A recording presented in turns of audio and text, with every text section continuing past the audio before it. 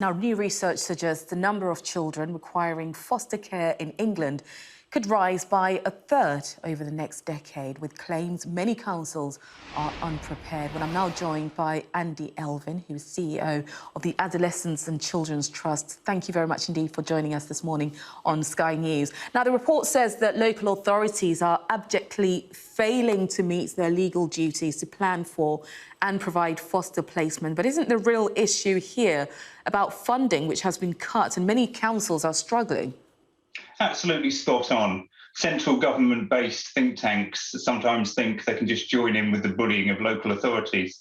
Since 2010, local authorities have been starved of money, and they're given a bigger and bigger shopping list by central government of the things they need to do. So it's like sending someone off to the shops with a long shopping list, but only the money for about a third of the items, and then blaming them when they only come back with a third of the items. What's needed is the DfE needs to step up. Not once has the DfE taken any leadership on the recruitment of foster carers. You can't turn round without being asked to be a teacher on TV, the internet, or on the radio, but nothing for foster carers. The DfE need to step up and launch a national campaign to recruit foster carers. And one of the concerns that some people have, and indeed the criticism about foster care, is some of the process in terms of fostering. Some people criticise and feel that it's too difficult to even get into the system. So often we see councils trying to recruit for foster carers, but many people say actually when they try to be foster carers, they're finding it very difficult. There is absolutely a problem with the way that local authorities in particular go about their recruitment of foster carers. When you want to become a foster carer, you think about it deeply, you talk to each other, you talk to your friends, you talk to family, and then you phone the agency or the local authority. Now, sometimes when you phone local authorities, you go into a void, people don't get back to you, it takes a long time to get anything done. At places like TACT, we understand that when you phone us, it's the end of part of a journey for you, you're ready to get going. And it's important that they quickly move through these processes and quickly get into assessment so they can feel a sense of momentum. And in that way, we can capture all the people out there who want to become foster carers. Another issue is that people rule themselves out of being foster carers. They think they're too young, they think they're too old, or too this or too that. In reality, none of those things are going to count you out from being a foster carer. If you have a spare room, you have a room in your house and room in your heart for a child, then the chances are you could go through to become a foster carer. Yes, indeed, as that was a criteria that I was going to ask you about. So how does the process work? If somebody's sitting at home right now and seeing actually there is a major problem within the system, I want to try and help, how do they go about it?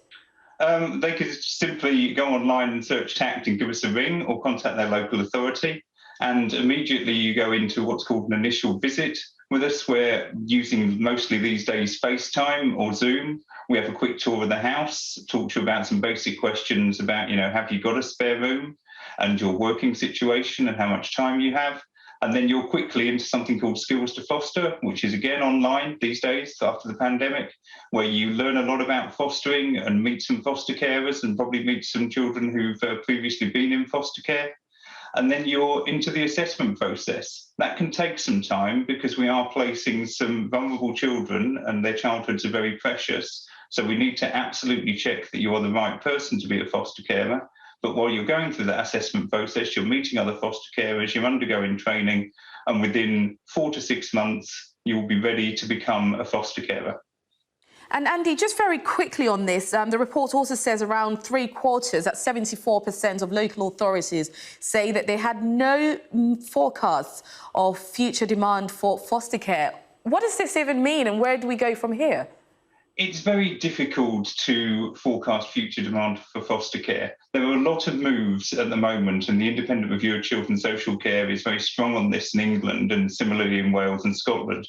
There are moves to try and get more family support out there. So actually we maintain more children within their immediate or the extended family.